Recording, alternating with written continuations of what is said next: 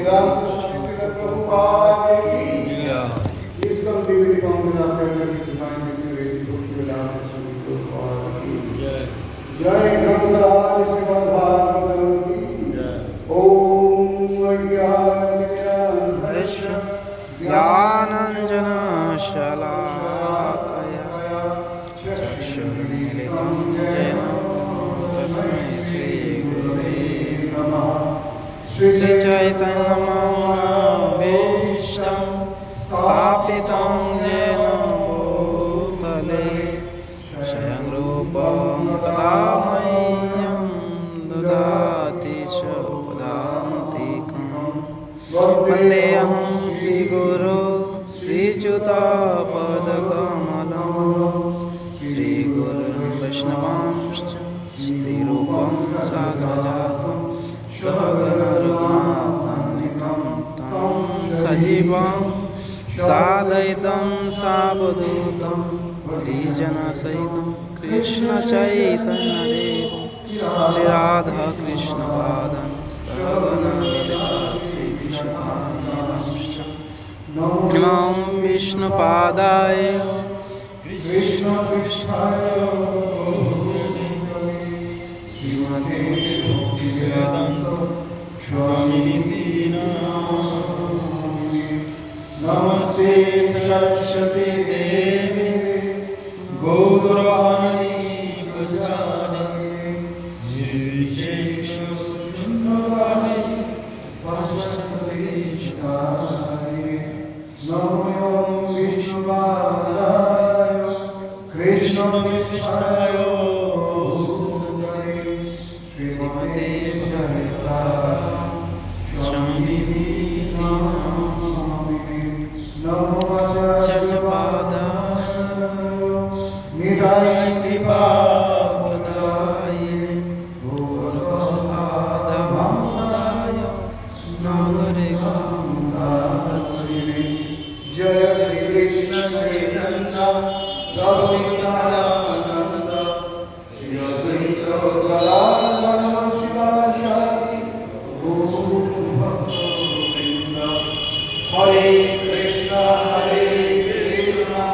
कृष्ण कृष्ण हरे हरे हरे राम राम राम हरे हरे ओम नमः भगवते वासुदेवाय भगवते वासुदेवाय ओम नमो भगवते वासुदेवाय ॐ नमो भगवते वासुदेवाय ओम नमो भगवते वासुदेवाय ॐ नमो भगवते वासुदेवाय नारायण नमस्कृतं नरं चैव नरोत्तमं देवीं सरस्वतीं व्यासं ततो जयमुदीरये नश्यप्रायेषु यमधरेषु नित्यं भागवतसेवया भागवते उत्तमश्लोके भक्तिर्भवति नैष्ठिकी मूकं करोति वाचालं पङ्गुं लङ्घयते जगत्कृपातमहं वन्दे श्रीगुरुनारायण श्रीचैतन्येश्वरं ॐ तत्सत् ॐ तत्सत् ॐ तत्सत् हरे कृष्ण हरे कृष्ण उपस्थित भक्तमंडলী আপনারা শ্রীকৃষ্ণ ভাবনামৃত সংঘ শিবচর নিষ্কাম বৃন্দাবন মন্দিরের পক্ষ থেকে সবাইকে দেবেন আজকের এই প্রাতঃকালে ভাগবতী কথায় সবার জন্য আমি প্রণাম সেই সঙ্গে আমি প্রণাম জানি আমার পরমারা গুরুদেব শ্রীমৎ চৈতন্য গুরু মহারাজের আত্মচরণে হরে কৃষ্ণ।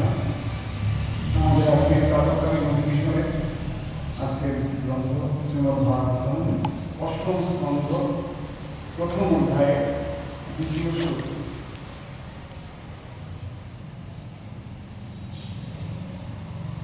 প্রথম অধ্যায়ে ব্রহ্মাণ্ডের প্রসার মন্ডল মন্মন্তরে হরে জন্ম मन्वन्तरे हरिर्जन्म कर्मा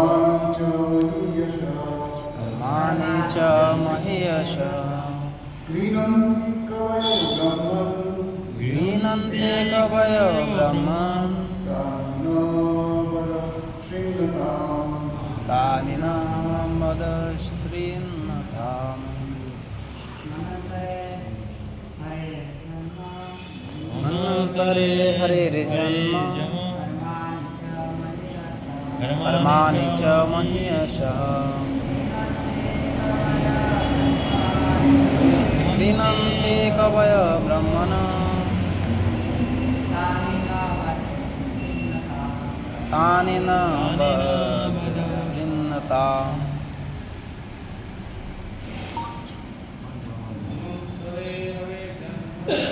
মন্বন্তরে হরের জন্ম কর্মাণি চ মহ্যশঃ গৃণন্তে কবয় ব্রহ্মণ তানি ন বদ শ্রীন্নতাম মন্বন্তরে হরের জন্ম কর্মাণি চ মহ্যশঃ গৃণন্তে কবয় ব্রহ্মণ তানি ন বদ শ্রীন্নতাম মন্বন্তরে হরির জন্ম কর্মাণি চ মহ্যশঃ গৃণন্তে কবয় ব্রহ্মণ তানি ন বদ শ্রীন্নতাম মন্বন্তরে হরির জন্ম কর্মাণি চ মহ্যশঃ গৃহন্তি কবয় ব্রহ্মণ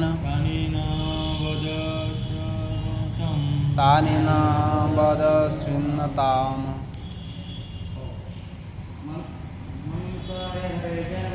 মন্বন্তরে হরির জন্ম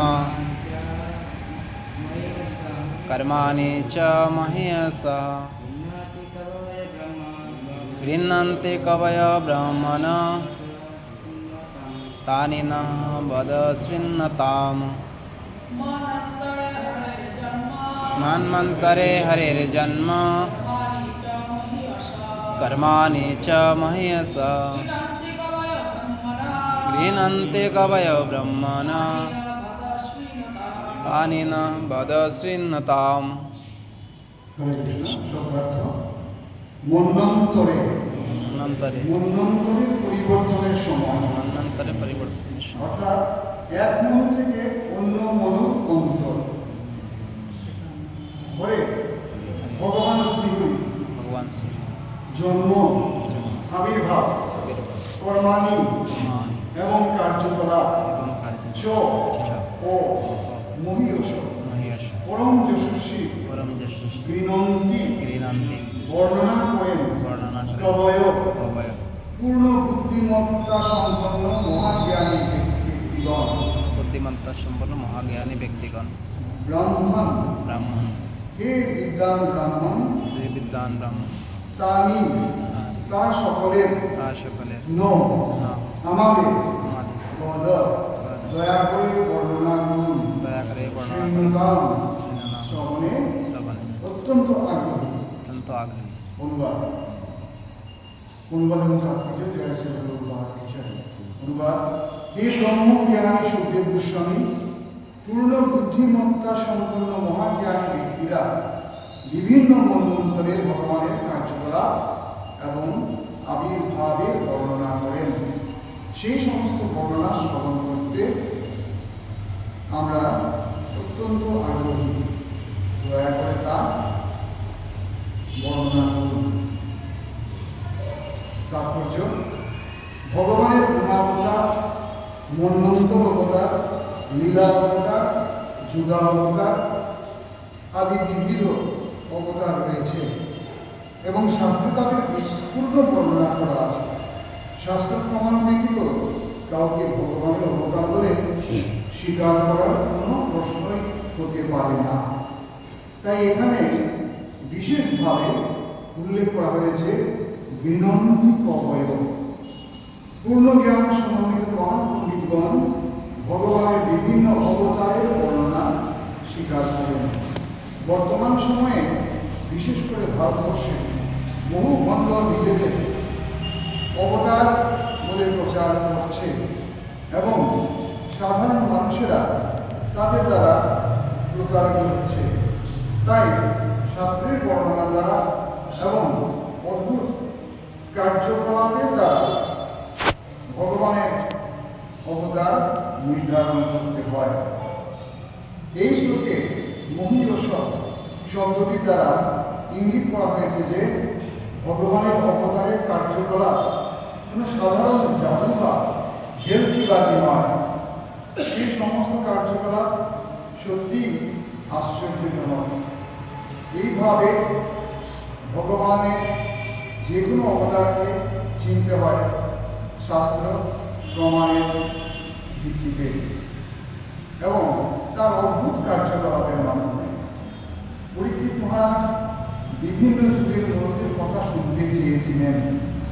ব্রহ্মার একদিনে 14 মনুর আবির্ভাব হয় এবং প্রত্যেক মনুর আয়ুষ্কাল 71 যুগ। এইভাবে ব্রহ্মার এক জীবনে হাজার হাজার মনু রয়েছেন। ইতি শ্রী ভগবৎ কর্তৃক প্রাণদাস সমস্ত। হরে কৃষ্ণ। জয় শ্রী ভগবান। হরে কৃষ্ণ। শুধু ভক্তমণ্ডলী, আমাদের আজকের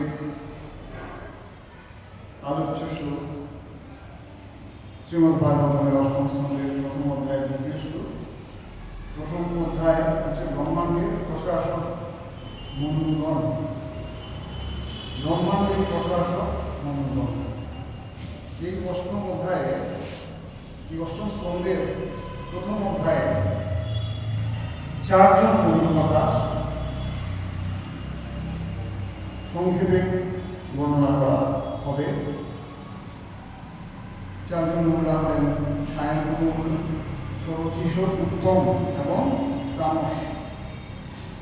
এই সব মনুদের বা শ্রেষ্ঠ ব্যক্তিদের বর্ণনা করার কারণটা কি? কারণটা হল যে শ্রেষ্ঠ মানুষ বা শ্রেষ্ঠ অবতার এখানে ভগবানের বিভিন্ন অবতার আছে, যেমন গুণাবতার, মন্বন্তর অবতার, লীলাবতার, যুগাবতার ইত্যাদি বিভিন্ন অবতার রয়েছে। তো এই সমস্ত অবতারদের কথা শাস্ত্রে উল্লেখিত আছে। শুধু বলছেন প্রভুপাদ, শুধু আশ্চর্যজনক কিছু কাজ করলেই অবতার পাওয়া যায় না। কোনো জাদু বা ভেলকিবাজি দেখিয়ে কেউ অবতার হতে পারে না, যদি না সেই অবতারের কথা নির্দিষ্টভাবে শাস্ত্রে উল্লেখ না থাকে। যদি থাকে তবেই তিনি হবেন অবতার। সেই জন্য আমরা যাতে বিভ্রান্ত না হই। বর্তমান যুগে দেখা যায় বিভিন্ন অবতারের আবির্ভাব, সেলফ স্টাইল অবতার, তারা নিজেদের মতো করে তারা নিজেদের ভগবান বলছেন। কিন্তু সেই ভগবান কি সত্যিকারের ভগবান বা ভগবানের অবতার, সেটা আমাদের জানানোর জন্য শ্রী প্রভুপাদ অত্যন্ত প্রাঞ্জল ভাষায় এই শ্লোকটি বর্ণনা করেছেন। কারণ এই শ্লোকে আমরা পাই যে পরীক্ষিত মহারাজ সুখদেব গোস্বামীর কাছে জানতে চেয়েছেন যে বিভিন্ন মন্বন্তরে অর্থাৎ বিভিন্ন মনু শাসনকালে যে সমস্ত মহাজ্ঞানী ব্যক্তিরা বা যে সমস্ত ভগবানের আবির্ভাব হয়েছিল তাদের আমি বর্ণনা শুনতে চাই, এবং সেই সমস্ত বর্ণনা আপনি আমাকে দয়া করে বলুন, যাতে সেই বর্ণনা শ্রবণ করে আমরা বুঝতে পারি যে কে আসল অবতার আর কে নকল অবতার। এই নকল অবতার বা কপট সন্ন্যাসীদের থেকে সাবধান থাকার জন্য প্রভুপাদ এই প্রসঙ্গটি নিয়ে এসেছেন। এই প্রসঙ্গটি এই লোকের তাৎপর্য বর্ণনা করেছেন। আমরা অন্যান্য পারমাণবিক কোথায় আমরা পাই এই সমস্ত কপট সন্ন্যাসী। যাই হোক, তো কারণ আমাদের চলতে হবে তাদের সঙ্গে যারা সত্যিকারের অর্থে যারা পথ প্রদর্শক, ভগবত ভক্তির পথ প্রদর্শক যারা সত্যিকারের অর্থে, তাদের কথাই আমরা শুনি আমাদের সঙ্গে করতে হবে। কারণ ভগবদ্গীতায় বলা আছে যে যদাচরতি শ্রেষ্ঠ দেবেতরো জনা শৌচ প্রমাণ কুরুতে যুগস্তদনু বর্ততে। অর্থাৎ শ্রেষ্ঠ ব্যক্তিরা যা করেন তা দেবতা এবং সমস্ত মানুষরাই তাদের অনুসরণ করে থাকেন, এবং তিনি যা বলেন, তিনি যা করেন তা তিনি শাস্ত্র প্রমাণ শুরু করেন, অশাস্ত্রীয় কিছু করেন না, এবং তার জন্য সবাই তাকে গ্রহণ করবে। এই জন্যই আমরা বর্তমান সময়ে দেখি ভারতবর্ষে বিভিন্ন অবদান আছেন, বেরিয়েছেন, তাদের দ্বারা সাধারণ মানুষ অনেক সময় প্রতারিত হয়ে যায়। এই সাধারণ মানুষের যাতে প্রতারিত না হয় বা আমরা যাতে প্রতারিত না হই, সেই জন্য আমাদের কী প্রয়োজন? আমাদের প্রয়োজন শাস্ত্র শিক্ষা এবং শাস্ত্র জ্ঞান। এই শাস্ত্র জ্ঞান আমরা কীভাবে লাভ করবো? আমরা অত্যন্ত ভাগ্যবান যে আমরা শ্রীকৃষ্ণ ভাবনামৃত সংঘের প্রতিষ্ঠাতা আচার্য শ্রীমন ভক্তিবেদান্ত স্বামী শ্রী প্রভুপাদ এই প্রতিষ্ঠান প্রতিষ্ঠা করে ভক্তির অনুশীলন কীভাবে করতে হবে, কীভাবে আমাদের ভক্তি যাজন করতে হবে, এর সঙ্গে সঙ্গে কীভাবে আমরা ভগবান ভক্তি শিক্ষা লাভ করব, তার জন্য একটি এই প্রতিষ্ঠানের একটি অঙ্গ হিসাবে একটা ইনস্টিটিউট প্রতিষ্ঠা করেছেন, যার নাম মায়াপুর ইনস্টিটিউট। সেই ইনস্টিটিউটে ভক্তি অনুশীলনের শিক্ষা দেওয়া হয়, ভগবানকে জানা এবং ভগবানকে এবং ভগবানের সঙ্গে আমাদের কী সম্পর্ক, এবং যে সমস্ত বৈদিক শাস্ত্র আছে সেই সমস্ত শাস্ত্র সম্বন্ধে শিক্ষা দেওয়ার সম্পূর্ণ ব্যবস্থা করা হয়েছে। এবং এই সমস্ত কোর্স, বিশেষ করে ভক্তিশাস্ত্রী, ভক্তি বৈভব, ভক্তি বেদান্ত কোর্স এর মাধ্যমে আমরা শ্রীমদ্ ভগবত গীতা, শ্রীমদ্ ভাগবত, ভক্তি ও সমৃদ্ধ সিন্ধু, ঈশ্বর উপনিষদ, উপদেশামৃত, শ্রী চৈতন্য চৈতন্য ইত্যাদি গ্রন্থ আমরা পুঙ্খানুপুঙ্খভাবে উপলব্ধি করতে পারি। সেইগুলা এই জন্যই এটা প্রয়োজনীয়তা আছে, কারণ এই সমস্ত গ্রন্থ আমরা অধ্যয়ন করলেই বা সাধু মুখে শ্রবণ করলে করেই আমরা তখন বুঝতে পারব যে সাধুর বলতে কী বোঝায়। আমাদের বলা হয় যে সাধু সঙ্গ সর্বশাস্ত্রে হয়, লবমাত্র সাধু সঙ্গে সর্বসিদ্ধি হয়। কিন্তু আমরা সাধু আমরা চিনব কী করে? সাধু শাস্ত্রকাররা বলেছেন বা আচার্যরা বলেছেন যে একবার শোনার নেয় সেই সাধু, কিন্তু সত্যিকার অর্থে তিনি ঠিক মতো সেই নাম দিচ্ছেন, সেই নামটি অপরাধযুক্ত হচ্ছে না অপরাধযুক্ত হচ্ছে, সেগুলো আমাদের ভালোভাবে উপলব্ধি করে তবেই সাধু সম্পর্ক করতে হবে। না হলে আমরা কী করবো? আমরা তাদের দ্বারা প্রতারিত হব। ওই সমস্ত সাধু সঙ্গ করে আমাদের প্রতারিত হওয়ার সম্ভাবনা। সেই জন্যই পরীক্ষিত মহারাজ এই প্রসঙ্গটি নিয়ে নিলেন সুখদেব গোস্বামী নিকট, যাতে ভাগবতমের এই অধ্যায় শ্রবণ করে আমরা এই শিক্ষানীতি শিক্ষাটা পেতে পারছি।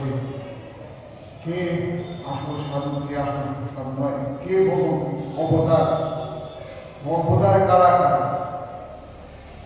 কে নিজেকে অবতার বলে জাহির করছেন বা কে সত্যিকারের অবতার, এগুলো জানতে গেলে আমাদের শাস্ত্রের প্রমাণের ভিত্তিতে আমাদের গ্রহণ করতে হবে। নাহলে শুধু অদ্ভুত কার্যকলাপ যারাই আমরা বলতে পারি না তিনি ভগবান। আজকে কৃষি সরকার বা এরকম যারা জাদুঘর যারা আছেন তারা জাদুঘরটার সাহায্যে এমন অলৌকিক অনেক কিছু করতে পারেন, কিন্তু সেই অলৌকিক কাজ করলেই কি সেটা উনি ভগবান হয়ে গেলেন? যদি কেউ ভাবে যে ভগবান অনেক অলৌকিক ক্রিয়া করেছেন, এরকম তিনিও অলৌকিক কাজ করছেন, ওটা তিনিও ভগবান, এইভাবে 2 আর 2 4 মেলাতে হবে না। আমাদের সংখ্যাটা থাকতে লাগে, আমাদের লাগে যে আমাদের জানতে লাগে যে আলোকে ক্রিয়াকর্ম যিনি করছেন, যিনি অবতার রূপে নিজেকে জাহির করছেন, তার কথা কি শাস্ত্রে উল্লেখিত আছে সেটা আমাদের জেনে নিতে লাগবে। শাস্ত্র সঙ্গ, সাধু সঙ্গ বা ভগবত ভক্তের সঙ্গ করে যদি আমরা করি তাহলে আমরা সেটা জানতে পারব। এখানে এই শ্লোকে তাৎপর্য বহুবার একটি শব্দ দিয়েছেন মহীয়স। মহীয়স অর্থাৎ হলো যিনি পরম যশস্বী বা সেই মহীয়সীদের কথা কেন মনে করা হলো? কারণ মহীয়সের যশস্বী তিনি যশ লাভ করেছেন, সেই যশস্বী তিনি হবেন যিনি নিজেকে জাহির করছেন, যাকে অন্যরা যশ প্রদান করছেন, অন্যেরা, এবং তিনি সত্যিকার অর্থে ভগবান ভক্ত কিনা, তিনি তার নিজের লাভ প্রতিষ্ঠার জন্য ভগবান সেজেছেন কিনা, এই সমস্ত আমাদের জেনে নিতে লাগবে। শুধু কেবল সাধারণ জাতি বা দেবকাজি করে আমাদের যদি তারা ওইরকম কেউ মুক্ত করে দেন তাহলে আমরা যেন মোহগ্রস্ত না হই। এই জন্যই এখানে পরিষ্কারভাবে প্রভাব তার তাৎপর্য লিখেছেন। আমাদের শাস্ত্র প্রমাণ ব্যতীত যেন আমরা কাউকে ভগবানের অবতার বলে স্বীকার না করি। কেউ বলছেন বা উনি ভগবানের অবতার, তো আমাদের দেখে নিতে হবে এই অবতারের কথা যেটা কেউ বললো বা নিজেকে বলছেন তার প্রমাণ শাস্ত্রে আছে। শাস্ত্রের প্রমাণ থাকতে হবে, শাস্ত্রের প্রমাণ ছাড়া আমরা যেন সেটা অন্যায় করি। এই শিক্ষা মাত্র শ্রীকৃষ্ণ ভগবানের সঙ্গে প্রতিষ্ঠাতা আচার্য অত সুন্দরভাবে এবং এই বর্তমান যুগের যে অবস্থা, সেই বর্তমান উপযোগী যে সমস্যা, সেই সমস্যার সমাধান করবে বিভিন্নভাবে শাস্ত্র অধ্যয়নের শিক্ষা দেওয়ার ব্যবস্থা করেছেন, যাতে সবাই যাতে শাস্ত্র অধ্যয়ন করে জানতে পারে কে অবতার আর কে অবতার নয়। পরীক্ষিত মহারাজ সেই জন্যই এই অধ্যায়ে বিভিন্ন যুগের বিভিন্ন মন্বন্তরের ভগবানের অবতারদের লীলা, যদিও আমরা দেখি শুধু এই অধ্যায় নয় বা এই স্কন্ধে নয়, তৃতীয় স্কন্ধেও অবতারদের কথা বলা হয়েছে, যেমন গোপীর কথা বলা হয়েছে, গোপীদের কথা। যাই হোক, আমরা পরবর্তী আলোচনায় আমরা বিস্তৃতভাবে জানব এবং জেনে আমরা সবাই সাবধান থাকবো। কারণ সাবধান আমাদের থাকতেই হবে, সাধু সাবধান। আমরা ভক্তি যাজন করছি, আমরা যদি অন্ধের মতো কোনো কিছু করি তাহলে হবে না। অন্ধবিশ্বাস নয়, ধৃতরাষ্ট্রের কোনো অন্ধ আমরা যাতে চোখ কান খোলা রেখে ভক্তি যাজন করতে পারি, সেই উদ্দেশ্যেই আছে এই যুগে অবতারণা। সংক্ষিপ্ত সংক্ষিপ্ত তাৎপর্যের থেকে আমরা উপলব্ধি করতে পারি যে ভক্তি খুবই সহজ আবার খুবই কঠিন, এবং সেই কঠিন সমস্যাগুলো থেকে উদ্ধার পেতে গেলে বা সাবধান করার জন্যই বলা হয়েছে যেন আমরা নিজের মতো করে সব কিছু না সহজভাবে, কিছু সহজ নয়, আমাদের সহজে কিছু গ্রহণ না করে এবং সুষ্ঠুভাবে এবং স্বাস্থ্যসম্মতভাবে গ্রহণ করতে গেলে ওই জন্যই বলা হয়েছে যে সদ্গুরু নির্দেশ মতো আমাদের চলতে হবে। আমরা গুরু পরম্পরা ধারায় যে সমস্ত গুরু আছেন তাদের চরণাশ্রয় করে তাদের কাছ থেকে শিক্ষা গ্রহণ করে আমরা যদি ভগবত ভক্তির শিক্ষা অনুশীলন করি তাহলে আমরা বিভ্রান্ত হব না, আমরা প্রতারিত হব না। হরে কৃষ্ণ। জয় শ্রী গুরুপাদ কি জয়, জয় শ্রী গুরু মহারাজ। এই প্রসঙ্গে যদি কোনো প্রশ্ন বা তার কোনো মন্তব্য আলোচনা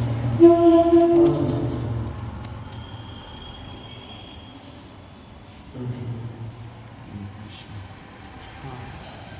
ওই যে আমরা কোনো একটা সময় যেমন একটা দেখা যায় আমরা একজনের কাছ থেকে কথা শ্রবণ করলাম খুব বেশি, আর অবশেষে কোনো সময় দেখা যায় তানে ত্যাগ করা হয়, এত কিছুদিনের লাগে বন্ধ করা হয় কোনো না কোনো কারণবশত। তো সেই জায়গাতেও কিন্তু আমরা অন্ধ শিক্ষা প্রাপ্ত করলাম কি? হ্যাঁ, যেমন আমি মনে হয় আপনার কাছ থেকে সর্বদা ভাগবত কথা শ্রবণ করলাম, আর কিছুদিন পরে আপনার সংস্থার থেকে তাড়াই দেওয়া হইলো, তাহলে আমরা শ্রবণটা কি ঠিক আছিল কেউ ঠিক আছে? ঘটনা হলো এরকম যে আমরা কারো কাছ থেকে কোনো কথা শ্রবণ করছি এবং তার অনুগত হিসাবে চলছি। হ্যাঁ